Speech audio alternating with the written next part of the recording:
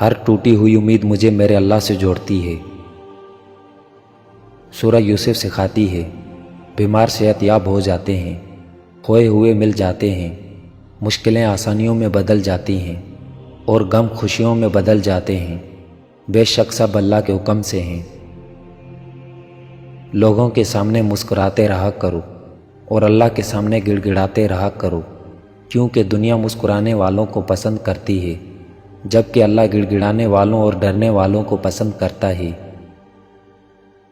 نماز وہ واحد حکم ہے جسے اللہ نے آسمان سے وحی کے ذریعے نہیں اتارا بلکہ اپنے محبوب حضرت محمد صلی اللہ علیہ وآلہ وسلم کو آسمان پر بلا کر تحفے میں دیا۔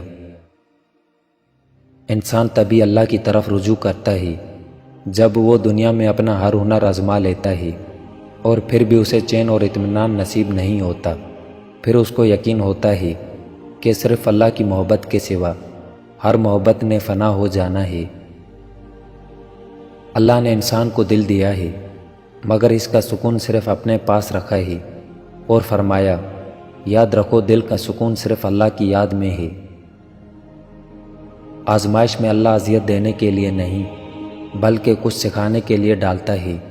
جتنی جلدی سیکھ جاؤ گے اتنی جلدی وہ دور ہو جائے گی۔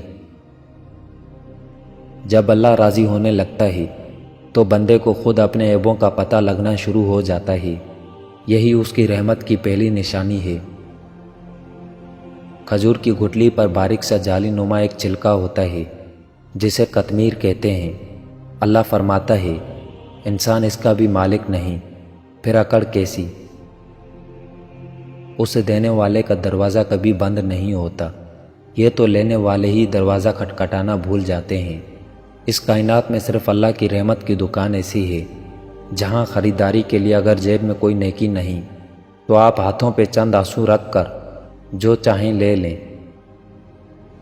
جب کوئی کام تمہاری مرضی کے مطابق ہو جائے تو شکر ادا کرو کہ اللہ نے تمہاری مرضی کو اتنی اہمیت دی، اور اگر تمہاری مرضی کے خلاف ہو تو پھر صبر کرو کہ اب وہ اللہ کی مرضی سے ہوگا جو ہماری مرضی سے بہتر اور زیادہ افضل ہے۔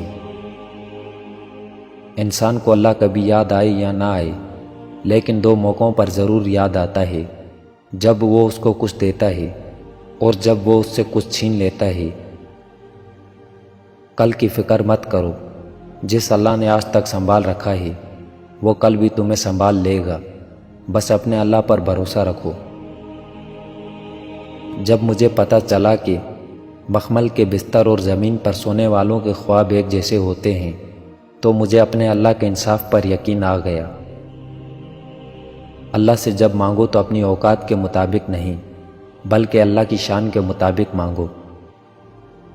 اللہ کے خوف سے گرنے والا آنسو بے شک چھوٹا کیوں نہ ہو لیکن اس میں اتنی طاقت ہوتی ہے کہ وہ سمندر کے برابر گناہ مٹا دیتا ہے۔ انسان چہرہ تو صاف رکھتا ہے جس پر لوگوں کی نظر ہوتی ہے، مگر دل کو صاف نہیں رکھتا جس پر اللہ کی نظر ہوتی ہے۔